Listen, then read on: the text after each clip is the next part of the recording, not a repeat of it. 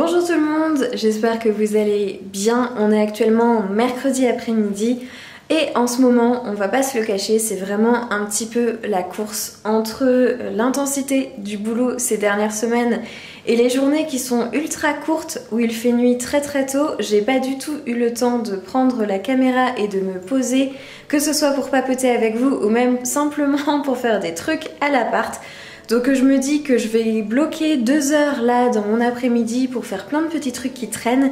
Et on va commencer par les plantes. La première chose qu'il faut que je fasse, c'est qu'il faut absolument que je m'occupe de mon bouquet parce qu'il n'a plus que le bout des tiges qui trempent dans l'eau. Donc il faut que je change l'eau et que je recoupe les tiges pour qu'il puisse vivre plus longtemps et qu'il ne fane pas simplement parce qu'il est déshydraté. Ce serait vraiment beaucoup trop bête, surtout qu'il est magnifique ce bouquet. La deuxième chose qu'il faut que je fasse, c'est que je m'occupe de mon Anthurium clarinervium. Je sais encore, je vous en parle toutes les semaines, mais là c'est différent. En fait, j'ai l'impression que depuis qu'il est arrivé à la maison, il y a des petits moucherons qui volent dans la salle à manger, donc je pense que c'est lui qui les a ramenés. Ce que je vais faire, c'est que je vais mettre de la terre de diatomée sur le dessus du pot pour éviter que les moucherons puissent venir s'installer dans le terreau pour y pondre des œufs. Et pour rendre la terre plus saine, ça avait très bien fonctionné pour moi par le passé cette technique, donc je vais la réappliquer pour mon Anthurium. Il faut aussi que je m'occupe d'enlever les fleurs qui sont en train de sécher juste derrière moi là, parce que en fait je trouve pas ça hyper beau. Il y en a qui ont très bien séché, donc je vais les récupérer et je vais pouvoir les mettre dans des vases, mais les œillets en particulier ont séché mais sont devenus tout marrons, donc en fait je trouve pas ça du tout intéressant de les garder, donc je vais les jeter je pense. Et ensuite il faudra que je passe à la chambre parce que j'ai des plantes à arroser que je n'ai pas arrosées depuis super longtemps, notamment mon Spathiphyllum que j'arrose environ une fois tous les mois et demi, et là il est l'heure, il est en train de me montrer qu'il a soif puisque toutes ses feuilles sont en train de tomber. Et comme il est en train de faire des nouvelles feuilles, il faut absolument que je l'arrose parce que je voudrais pas tuer les nouvelles feuilles encore une fois parce que je n'ai pas mis suffisamment d'eau. C'est récurrent là dans ce que je suis en train de vous dire. Et le dernier truc qu'il faut que je fasse, c'est qu'il faut que je m'occupe de mes caladiums parce que ça y est, toutes les feuilles sont fanées, donc il va falloir que je les coupe et que je regarde d'où en sont les tubercules. Je ne sais pas si vous vous souvenez de cette histoire, mais les tubercules avaient été attaqués par des cyarides et donc j'en avais coupé certaines parties qui étaient pourries, donc je sais pas trop ce qu'il va me rester et si je vais pouvoir les conserver ou non pour la semaine prochaine, n'importe quoi, pour l'année prochaine. Donc je vais les dépoter et voir ce qu'il en est.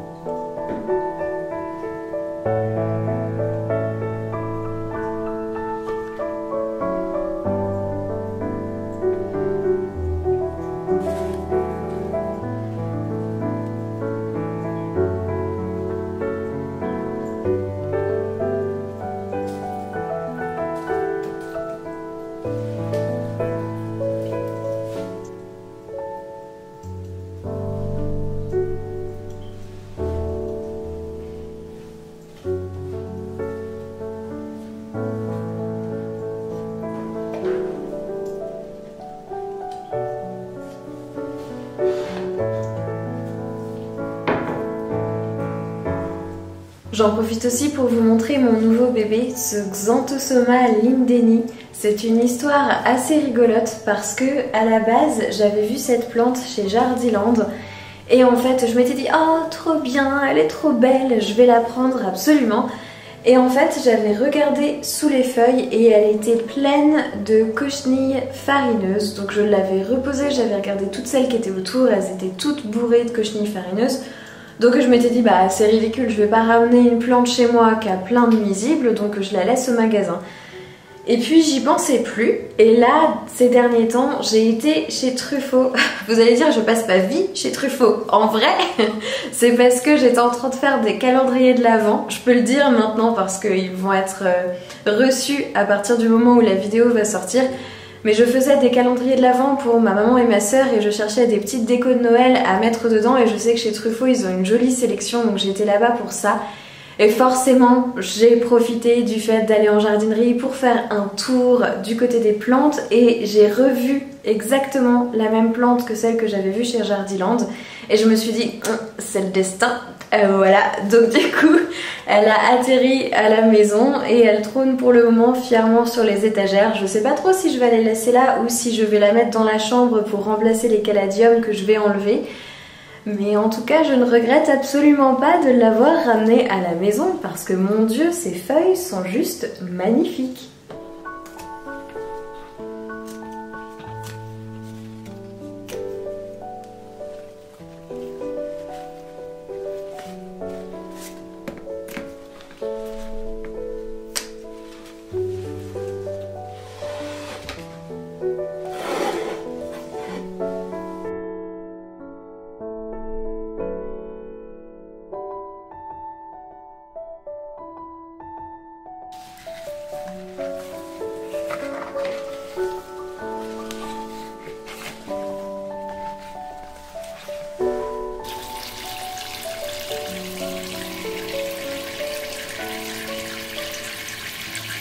J'ai fini de m'occuper de mes petites plantes, donc maintenant je vais passer au goûter parce que c'est une étape vraiment hyper importante que je ne peux absolument pas négliger du mercredi après-midi.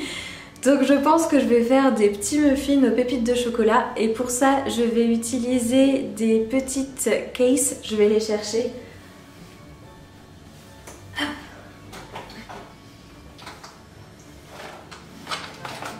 Donc pour ça je vais utiliser des petits moules à cupcake que j'avais eu dans mon calendrier de l'Avent de l'année dernière, merci maman.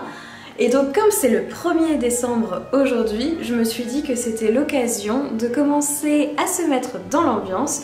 Donc j'aimerais bien faire des muffins pour mettre dans ces jolis moules et commencer à mettre les décorations dans la maison.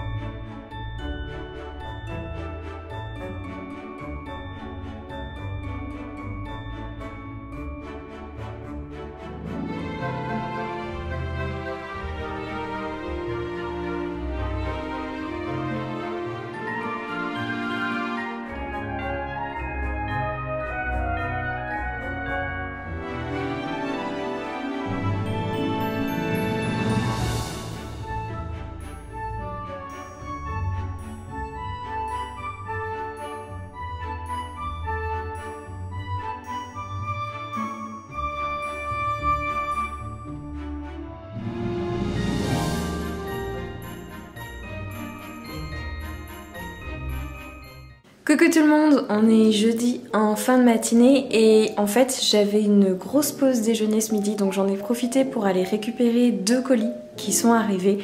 Le premier, je sais ce que c'est parce que j'ai commandé une table basse sur la Redoute donc je vais la monter maintenant et le deuxième qui est arrivé est décoré super joliment et je pense que c'est un colis de ma maman qui m'a envoyé, enfin qui nous a envoyé un calendrier de l'Avent fait maison, donc je vais ouvrir ça et puis regarder ce qu'il y a à l'intérieur.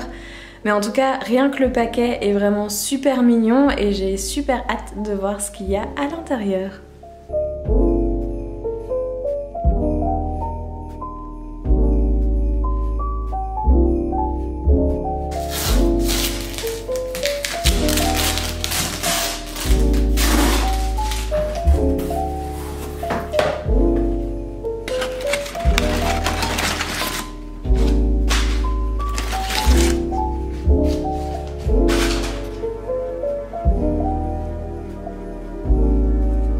C'était bien un calendrier de l'Avent qui était d'ailleurs super joliment préparé et emballé avec plein de petites attentions, de petits mots, de dessins, bref, trop mignon. Pour le moment, je peux pas le mettre au pied du sapin parce que je l'ai pas encore préparé. Je suis passée en jardinerie en début de semaine pour essayer de trouver un sapin, mais les jardiniers m'ont déconseillé de le prendre en début de semaine parce qu'ils disaient que ça tiendrait probablement pas jusqu'à Noël, donc j'attends ce week-end pour préparer le sapin. Donc en attendant, comme j'ai reçu la nouvelle table basse, eh bien le colis va rester dans son carton sur la table. Je verrai si je trouve un autre moyen de l'installer quand même pour attendre jusqu'à samedi. Mais en tout cas, trop contente et puis super hâte de découvrir ce qu'il y a dans chacune des petites surprises. Alors aujourd'hui on est le 2, du coup j'ai pas encore ouvert celle du 1, mais j'attendrai que mon chéri rentre ce soir pour qu'on fasse ça ensemble.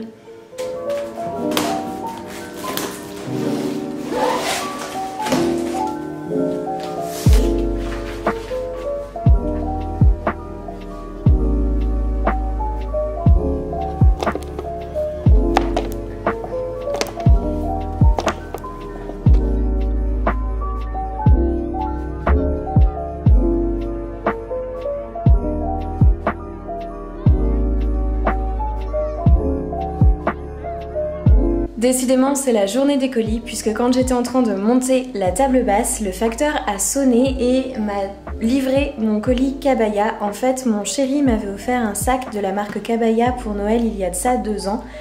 Et il s'était abîmé, mais comme ils sont garantis à vie, eh bien j'ai pu le renvoyer. Ils m'ont donné un bon d'achat et j'ai pu en reprendre un nouveau gratuitement. La couleur que mon chéri m'avait offerte n'était plus disponible, donc j'en ai choisi une autre sur le site. Et genre j'ai fait ça il y a 2 jours, donc c'est arrivé hyper vite.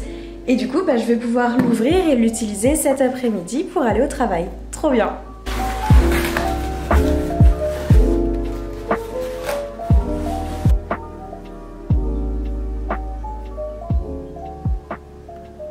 Bah écoutez, je suis super contente de mon choix. Je le trouve vraiment très joli et la couleur est magnifique. Trop bien! Je suis grave contente. Et je voulais aussi vous parler de ma lecture du moment qui est le tome 4 des Bergères Guerrières, qui est un volume absolument énormissime, qui est bien plus gros que ma tête et que je suis absolument ravie d'avoir entre les mains puisqu'il est sorti au mois de novembre et que j'attendais vraiment sa sortie avec impatience. C'est le dernier tome de la série que j'aime énormément. Les graphismes sont absolument magnifiques, les dessins ont vraiment une nature assez différente de ce qu'on peut voir d'habitude dans les BD.